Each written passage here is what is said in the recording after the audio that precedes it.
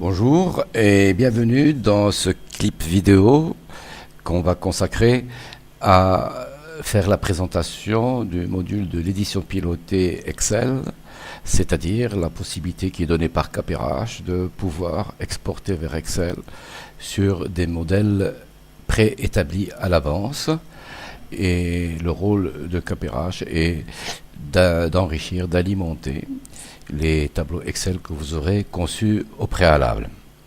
Nous allons évoquer la première étape qui concerne le paramétrage des modèles Excel, et dans une seconde phase, je vous montrerai la partie où on exploitera tous les modèles qui ont été ainsi conçus pour exporter les données et en faire, faire de Excel un générateur d'état très facile à manipuler et où on n'a pas besoin de compétences informatiques ni de connaissances particulières, en dehors bien sûr des aspects bureautiques liés au tableur Excel. Donc, si vous permettez, je vais commencer par le paramétrage des modèles Excel. Dans le menu général, dans l'option paramétrage, on viendra ici pour exporter, pour concevoir des états via le tableur Excel, via les opérations d'export, donc selon des modèles Excel. J'y vais. Alors, ici, vous avez mémorisé tous les tableaux Excel qui ont été précédemment paramétrés. Et je vais en choisir un sur la base duquel on pourra faire notre présentation. Donc le tableau 1. Alors ici, j'ai pris l'exemple d'un journal de paie personnalisé. Comme vous le savez, KPRH vous offre un modèle de journal déjà préétabli qui peut satisfaire un certain nombre d'entreprises, mais les entreprises qui souhaiteraient disposer d'un journal de paie personnalisé peuvent le faire à travers cette opération-là d'exportation vers Excel. Donc, après avoir créé ce modèle en cliquant sur le bouton nouveau, je vais vers le paramétrage. Donc on rentre dans le vif du sujet, comment paramétrer. Alors, il faut dire que dans cette fenêtre, avant de l'expliquer, il va falloir avoir préparé déjà le modèle Excel qui peut d'ailleurs être un des états qui est utilisé dans l'entreprise. Alors moi je vais vous montrer donc un modèle pour la démonstration. Ici, il n'y en a pas un, mais j'avais conçu et préparé un modèle avant d'entamer cette présentation. Et donc, que je vais chercher, que j'ai mis quelque part sur le disque, en cliquant sur le bouton à la loupe, je me dirige vers un dossier KPRH, qui est un projet, et je vais demander à visualiser, à travers ce sélecteur, l'ensemble des documents Excel, soit qui sont du type modèle 97-2003, soit des modèles Excel 2007, qui existent également aussi, j'imagine. Bon, ici, il n'y en a pas, mais je vais prendre donc cet exemple-là, cet exemple de mon journal personnalisé, mon journal de paye, que je vais lier à cette opération d'exportation, à cette édition pilotée. Je peux le visualiser, je peux voir le modèle et le laisser ouvert pour que je puisse m'en inspirer afin de paramétrer les colonnes d'Excel qui seront alimentées par les rubriques de paye de KPRH ou autres informations qui proviennent de la fiche du personnel. De toute façon, on va tout à l'heure ici faire la présentation de chacune des rubriques qui peuvent être exportées. Donc je vais essayer de visualiser le modèle que voici. On va attendre qu'il s'affiche. Voilà, j'ai un modèle de la société Softwin. Donc on a une en-tête générale, puis des titres de colonnes, et puis des colonnes et des lignes à qui on demandera à KPRH de les alimenter. Et donc, on va aller directement pour l'explication de ces colonnes.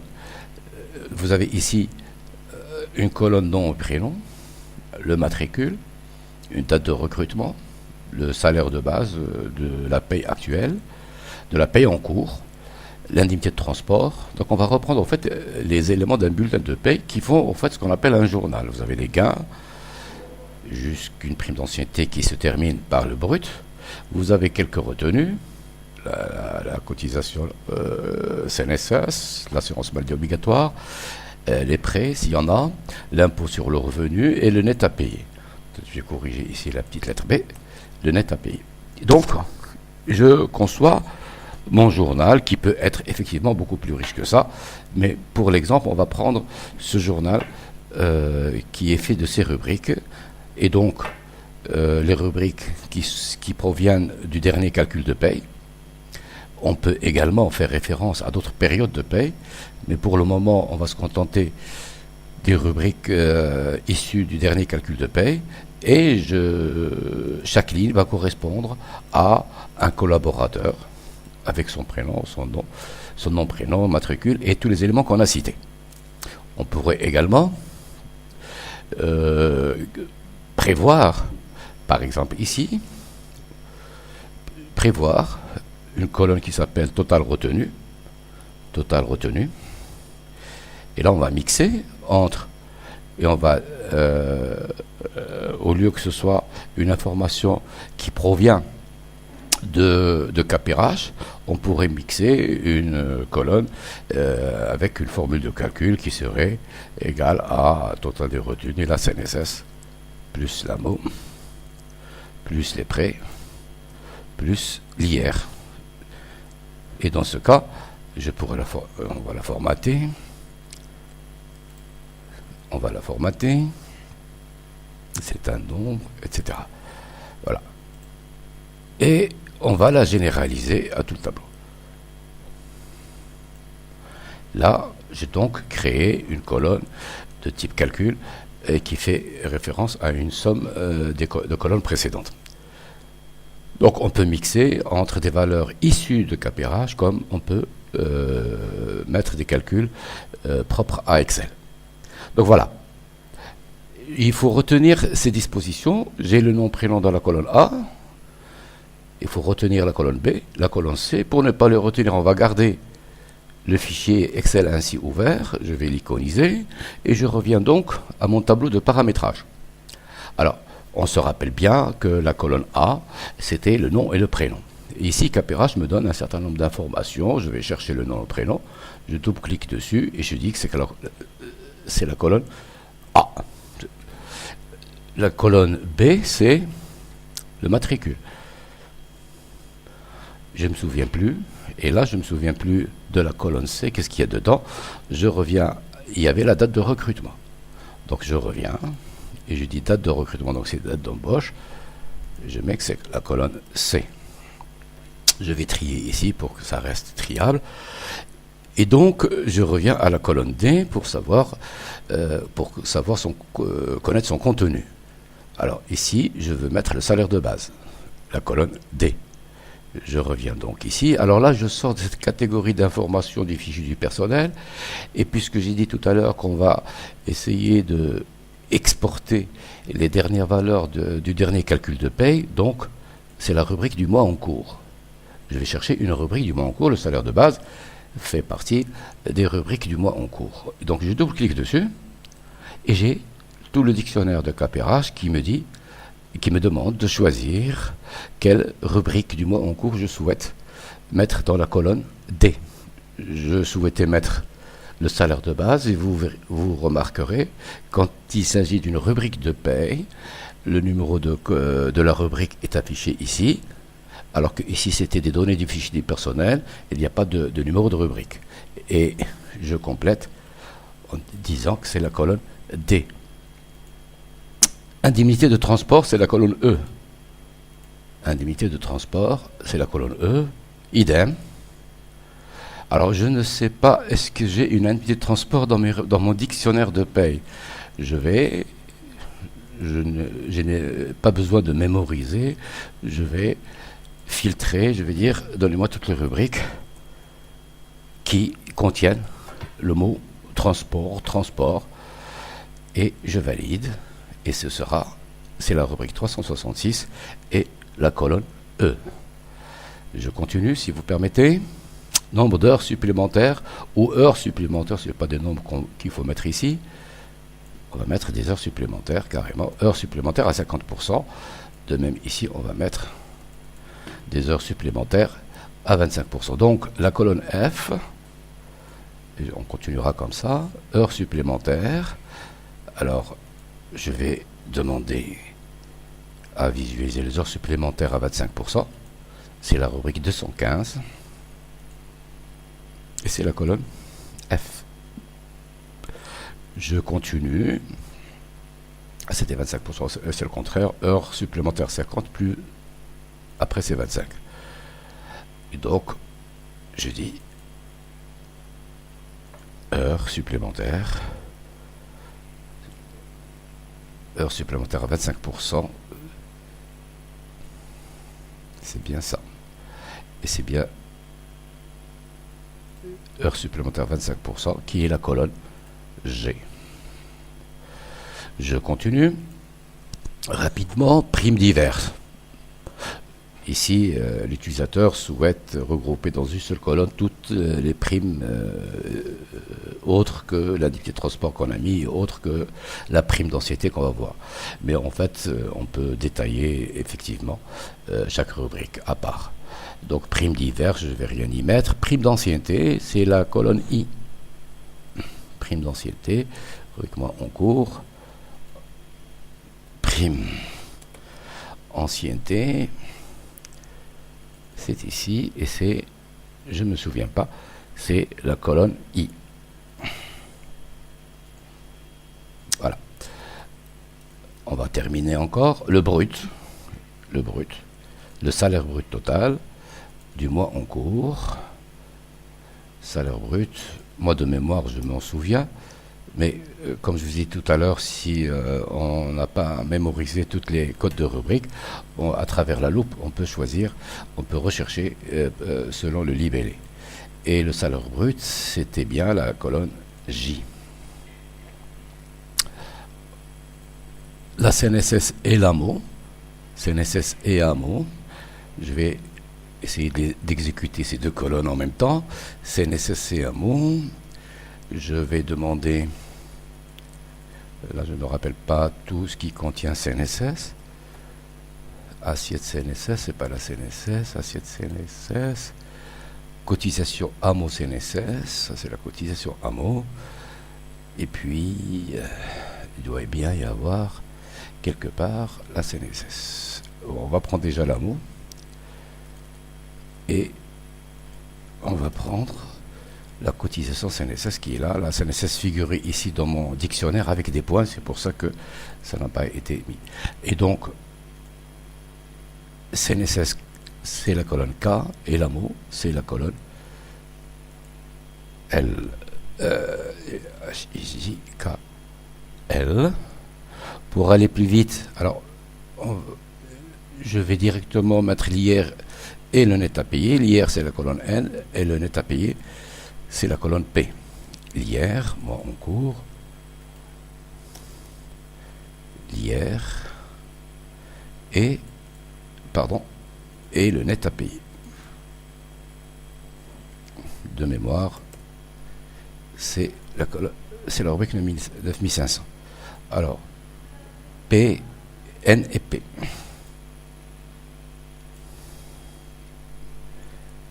Et N. Et voilà. Donc là, on a constitué quasiment le paramétrage et le lien entre KPRH et ce modèle de tableau Excel qui va me servir comme journal personnalisé pour mon entreprise. Évidemment, ceci n'est qu'un exemple. Vous avez remarqué la possibilité qu'on peut tout intégrer, toutes les rubriques du dictionnaire de paie pour le mois en cours. Ça, c'est une première chose. Si je voulais faire référence à un mois précédent, au mois précédent, ça peut être utile aussi, parce que souvent, on peut se servir de cette rubrique-là pour faire un journal ou un état de contrôle entre les rubriques du mois en cours et les rubriques du mois précédent, ce qui me permettra de voir toutes les rubriques qui ont changé de valeur de mois en mois. Je peux aussi adresser un mois particulier qui est janvier de l'année en cours. Je peux également aller vers des rubriques du mois de décembre de l'année précédente. Je peux également chercher la valeur du même mois que celui en cours, mais de l'année précédente. Et là, je vais aller vers quelque chose d'un peu plus puissant, et qu'il s'agit de faire référence à des rubriques datées. Je peux demander à KPRH de me calculer, me donner la valeur de janvier de l'année précédente jusqu'à mars, jusqu'à juin de l'année précédente. C'est-à-dire, en fait, c'est le cumul des données, des valeurs du premier semestre de l'année précédente. Ça pourrait être utile aussi. De même, comme vous l'avez remarqué et aperçu, je peux référencer une année particulière pour une raison ou une autre. Imaginez qu'il y a des contrôles de gestion ou des contrôles d'audit et qu'on demande au service paye de relater un certain nombre d'informations qui ont trait à des exercices passés. Eh bien, vous pouvez ici aller vers tout l'historique, pourvu que effectivement l'historique ait été, que le logiciel KPRH ait fonctionné évidemment pendant la période que vous souhaitez. Et donc, retenez cette possibilité-là qui peut être très utile. Voilà. Je peux demander aussi un certain nombre de valeurs que sont les cumuls mensuels, les cumuls trimestriels, les cumuls annuels. Je peux exporter des constantes prédéfinies que j'ai dans mon logiciel, la valeur d'un SMIC, d'un taux horaire, etc. Je peux également exporter des données pour la sécurité sociale et la protection sociale au Maroc, tout ce qui est numéro d'affiliation à la CIMR, date d'affiliation, le numéro du régime collectif d'allocation de retraite, le RSAR, le numéro d'affiliation à la CNSS, la date d'affiliation à la CNSS. Je vous laisserai observer tout ceci face au logiciel. Le numéro de la carte nationale, la date d'aujourd'hui, la date système, le nom de la société, l'adresse de la société si je veux exporter dans l'entête de manière automatique le nom de la société.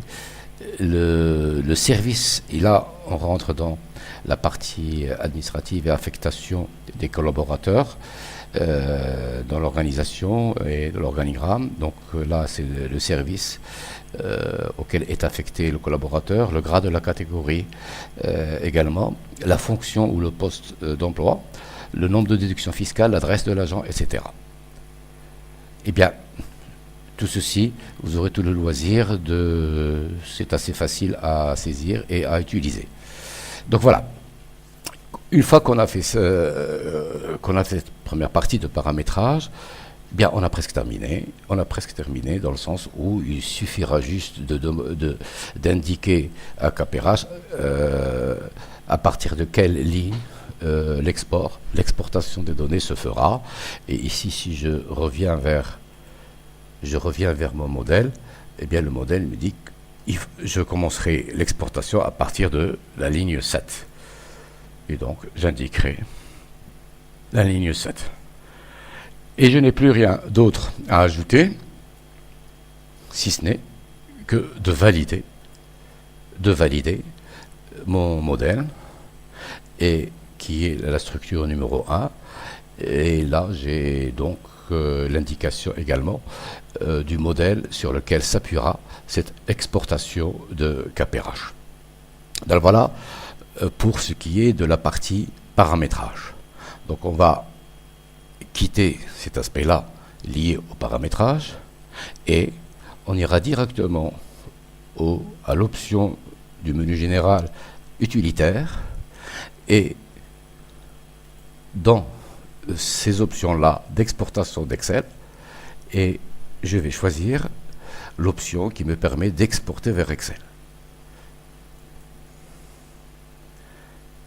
Eh bien, mon journal de paye personnalisé que j'avais paramétré tout à l'heure figure donc dans la liste des exportations possibles, et il suffira à ce niveau-là de commencer par sélectionner le personnel qui sera concerné.